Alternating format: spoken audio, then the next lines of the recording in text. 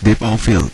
Depth of field adalah merupakan sebuah gambaran kedalaman sebuah objek yang divisualkan dalam bentuk ketajaman dan pengkaburan sebuah sudut pandang. Sebagai contoh di sini, saya membuat sebuah box, sebuah tripod di sini yang dimana posisinya saling berurut, ya sebagai contoh saja. Kemudian Anda lihat seperti ini. Kemudian saya membuat sebuah kamera. Saya menggunakan target kamera. Oke. Kemudian saya ganti view perspektif menjadi right click view kamera. Anda akan lihat seperti ini. Oke, ini juga saya jadikan base to pivot biar dia akan di atas. Dan saya mencoba untuk membuat sebuah plane atau penampang. Iya, seperti itu. Oke, sekarang saya kalau Anda lihat di sini, ini saya coba atur, ya. Saya coba geser seperti ini. Saya coba geser seperti itu. Oke, kalau Anda melihat objek seperti ini, kita kurang bisa mendeteksi, atau bila objek ini Anda perlihatkan ke seseorang, maka dia kurang bisa mendeteksi mana benda yang jauh, mana benda yang dekat. Ya, disinilah fungsi depth of field sangat berperan untuk menciptakan kesan seperti itu. Seperti biasa, depth of field bisa Anda jumpai di beberapa item dalam tools 3ds Max ini. Salah satunya, saya cuma membahas dari depth of field yang bisa Anda peroleh di dalam kamera. Depth of field dalam kamera itu bisa Anda dapati dengan mengklik kamera tersebut. Anda ke modify, Anda tinggal aktifkan enable di multipass, kemudian Anda pilih ke dalam depth of field. Pada saat saya mencoba untuk melakukan proses preview, Anda akan melihat bahwa, seperti saya ulangi lagi, ya, oke, Anda akan melihat bahwa objek silinder ini terlihat lebih blurry, dan objek tripod, box, dan sphere itu terlihat lebih sharp. Dengan konteks kesan seperti ini, maka Anda bisa melihat bahwa silinder ini lebih dekat mendekati kamera, dan ketiga objek yang lain sangat menjauhi kamera. Itulah kesan depth of field. Nah, bagaimana caranya Anda bisa memfokuskan benda berdasarkan sudut pandang mata Anda? Anda akan mendapatkan di sini suatu kategori target distance, yang dimana focal depth-nya atau kedalaman dari suatu objek, kedalaman dari sebuah gambar di dalam kamera bisa ditentukan dengan menekan target distance. Bila target distance ini saya jauhkan dan saya perbesar dan saya perkecil, maka Anda akan melihat dari tampak top sebuah pergerakan target yang semakin jauh bila angkanya semakin besar, dan semakin kecil bila angkanya semakin dekat bila angkanya semakin kecil. Bila saya berhentikan di sini, atau saya berhentikan sejajar dengan posisi dari silinder, dan saya melakukan proses preview, maka Anda akan mendapatkan suatu kesan terbalik sebagian dari yang pertama, di mana sekarang si tripod ini, silinder itu lebih fokus dibandingkan tiga objek di belakangnya, dikarenakan target distance telah saya rubah mendekati si objek silinder. Saya mencoba untuk menambahkan total pass. Pengertian total pass ini hampir sama. Saya mencoba total pass 50 biar kita bisa melihat. Oke, ini adalah bentuk ekstrimnya dari depth-nya.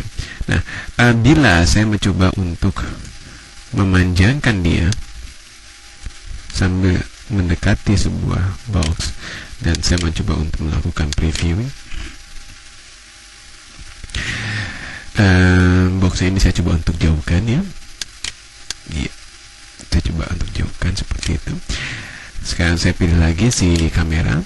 Saya mencoba untuk melakukan proses target distance. Semakin mendekati kamera semakin jauh, maka Anda akan mendapatkan kesan seperti ini. Objek silinder yang sangat dekat kamera sangat blurry.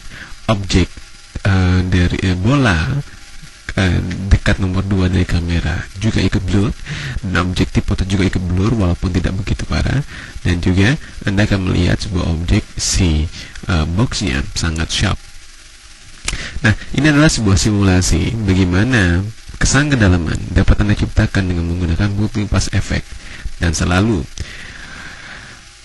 contact passage-nya ini akan mempengaruhi lamanya render. Semakin besar passage-nya, semakin smooth kesan depth yang kesan blurry yang bisa Anda dapat. Tetapi semakin lama eksekusi yang terjadi untuk menghasilkan satu frame. Saya coba untuk menghentikan multipass effect. Ini adalah langkah pertama untuk menciptakan kesan motion blur, kesan depth of field. Langkah kedua, Anda bisa menggunakan kategori rendering effect. Di kategori effect Anda kasih add, Anda tinggal pilih depth of field. Proses eksekusinya sangat berbeda. Di sini Anda diharuskan untuk memilih tipe pilih kameranya. Saya pick kamera, saya tekan kamera yang terdapat di layar top. Kemudian focal point-nya. Focal point mau berdasarkan node atau berdasarkan use kamera, sama seperti ini. Focal point-nya mau berdasarkan distance atau depth dari node-nya. Nah, di sini saya mencoba untuk menggunakan objek sebagai focal point-nya, sphere. Ya. Nah, untuk menghasilkan itu, Anda harus menggunakan tombol interaktif. Dia akan mengupdate dan dia akan merender untuk memberikan kesan depth. Anda akan melihat sebuah boxnya ini sangat blur, tetapi bola sangat fokus. Ini juga akan terlihat lebih smooth blurriness-nya. Nah, ini adalah suatu cara di mana untuk menciptakan kesan deep of field dengan menggunakan efek. Atau Anda bisa menggunakan use camera, sama. Ya, Anda mencoba untuk memberikan kesan blurry dengan menggunakan kamera sebagai focal point parameternya, menggunakan use camera. Kita coba cek. Ya, Anda lihat di sini kamera lebih mendekati sebuah box, maka box lebih sharp dibandingkan tiga objek yang lainnya. Yang ini adalah langkah kedua untuk bisa mendapatkan depth of field. Dan langkah yang ketiga ini hanya sebagai preview atau overview dari pengertian depth of field di langkah yang ketiga. Karena ini merupakan langkah terbaru, saya harus menonaktifkan dulu efeknya. Saya buang dulu, saya delete. Oke, di sini Anda akan bisa melakukannya dalam proses rendering video pose. Ya, pembahasan video pose akan lebih detail nanti akan dibahas. Ini hanya sebagai pelengkap bagaimana depth of field bisa Anda lakukan dalam konteks video pose ini. Saya aktifkan add scene event dengan mengambil view kamera. Di mana view kamera ini Anda kasih filter, image filter, focus. Oke, saya mencoba double klik lens effect focus. Saya setup. Ya, maka saya mencoba untuk VPQ preview. Anda akan melihat sebuah objek yang saling blurry dikarenakan dia menghasilkan scene blur. Kalau saya mengaktifkan focal mode, yang dimana target fokusnya saya aktifkan di teapot, maka pada saat saya update, Anda akan melihat bahwa teapot lebih sharp dibandingkan yang lainnya. Ya. Nah, ini adalah tinggal bagaimana Anda mengatur focal horizontal focal loss-nya semakin kecil, semakin dia semakin soft konteks blurry-nya. Nah, kedua elemen untuk depth of field dari efek dan video pose mencoba untuk membuat sebuah kesan blurry secara bohong atau secara fake. Nah, sedangkan apabila Anda menggunakan multipass effect depth of field, Anda akan mendapatkan kesan kedalaman sesuai yang terjadi dalam kondisi konteks sebenarnya. Oke, ini saya melakukan studi kasus dari teori-teori yang depth of field yang tadi Anda telah dengarkan. Saya mengambil dari kasus pembuatan komersial Cousin Kids untuk versi backnya. Kalau Anda perhatikan bahwa bila saya coba untuk memplayback, Oke, Anda akan memperhatikan sebuah pergerakan sebuah anak yang mencoba untuk beradaptasi dengan audiens, ya, yang dia mencoba untuk keluar dari tas dan mendekati kamera.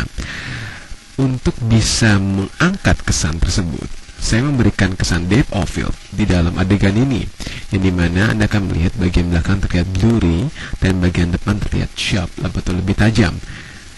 Dan juga di bagian kedua pun juga begitu, bagian belakang lebih blur dan bagian depan lebih sharp. Ini memberikan kesan kedalaman bahwa tas ini lebih di belakang dibandingkan mereka, dan itu jauh. Ya, oke, itu adalah kesan depth of field yang bisa Anda dapatkan dari konteks ini. Begitupun juga dengan ini. Semakin dekat semakin sharp ke kamera, tapi semakin jauh semakin blur.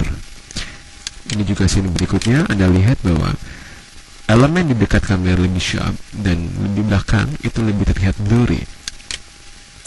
Di sini juga di dalam kelas Anda akan melihat bahwa papan tulis dan sekitar di belakang dari objek karakter ini terlihat lebih blurry. Ini pun juga untuk memberikan kesan bahwa objek ini lebih di depan dibandingkan objek di belakangnya. Jadi bukan sejajar, tapi terdapat sebuah jarak antara tas yang besar di belakang dengan kedua maskot ini. Nah, ini adalah sebuah kasus yang diambil dari komersial TV Cousin Kids yang kebetulan saya terlibat di dalam pembuatan ini. Hai friend, paket Cousin Kids berhadiah tas serbaguna loh. Bisa buat piknik, olahraga. Boleh juga oke. Warna tasnya banyak deh. See you. Mutu terbaik dari Cousins.